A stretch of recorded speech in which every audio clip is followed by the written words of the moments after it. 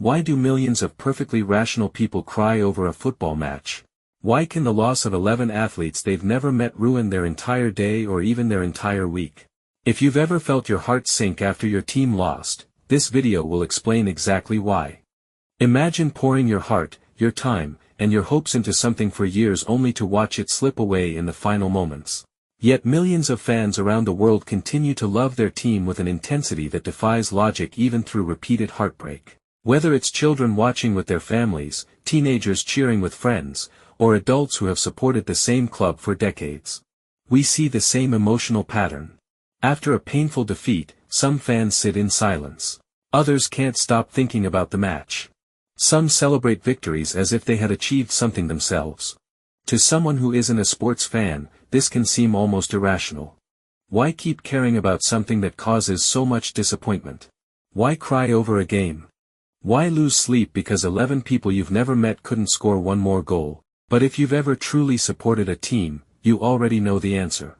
Because it never feels like just a game. So why does this happen? Why do we form such deep emotional attachments to athletes we've never spoken to? Why does their success feel like our success? And their failure feel painfully personal? The answer lies in one of the most fascinating aspects of human psychology, our need to belong.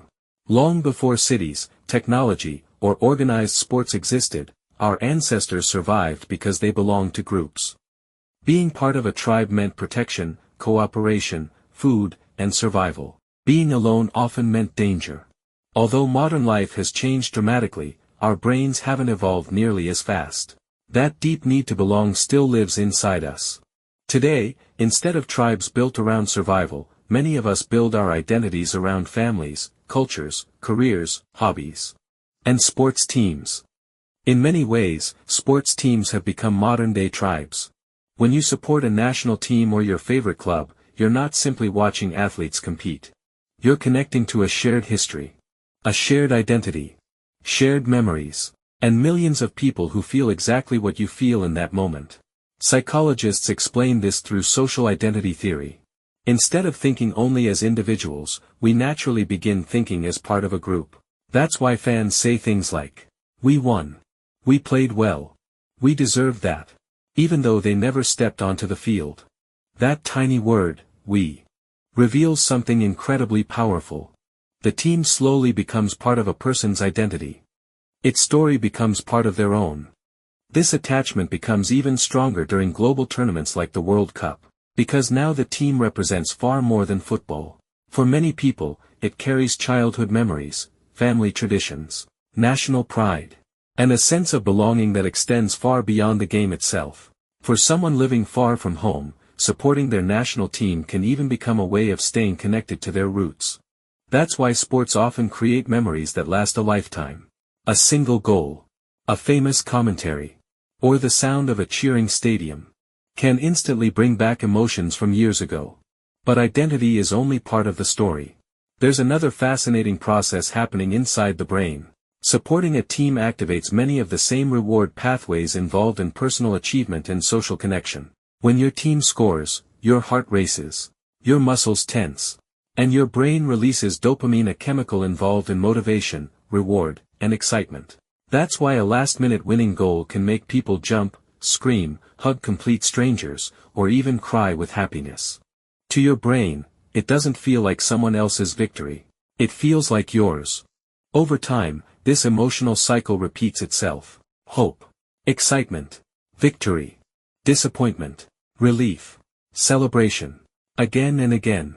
Until your brain begins responding to your team's journey almost like it's part of your own life story. That's why fans experience genuine joy, frustration, anger, or sadness long after the final whistle.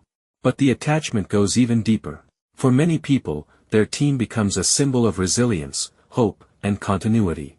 During difficult periods of life, sports can provide routine, community, and something meaningful to look forward to. This helps explain why fans stay loyal through loss after loss. The relationship isn't based only on winning. It's emotional. The team becomes part of a person's personal story.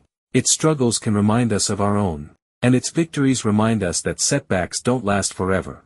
Of course, passion is healthy. As long as it stays balanced.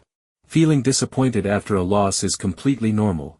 But if sports begin controlling your mood, harming your relationships, or affecting your daily life for long periods, it may be worth stepping back and finding that balance again. At its best, being a fan isn't really about trophies. It's about belonging, hope, shared memories, and believing that next time, things might finally be different. Maybe that's why sports have never really been just about winning. They're about sharing emotions with people we've never met, finding community, and discovering that hope is often stronger when it's shared. And perhaps, that's one of the most human things we do. So let me ask you, how emotionally attached are you to your team? Has a match ever stayed in your mind for days? I'd genuinely love to hear your story. Share it in the comments below. If you enjoy exploring the psychology behind everyday emotions and human behavior, don't forget to like this video, subscribe, and turn on notifications so you never miss a future episode. Thank you so much for watching, and I'll see you in the next video.